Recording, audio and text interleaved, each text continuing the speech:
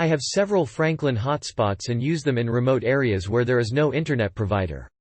In the past the batteries only lasted a month or so because of the heat. Some of the heat was due to the 24/7 usage that is also not recommended.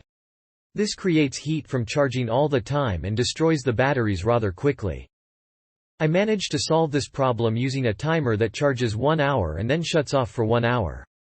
This allows the unit to stay cooler, and now the battery lasts almost a year with continuous use.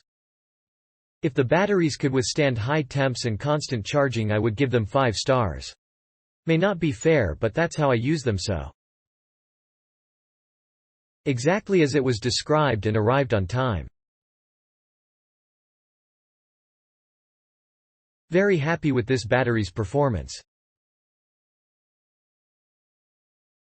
Great, it works well. Click link in description for more reviews.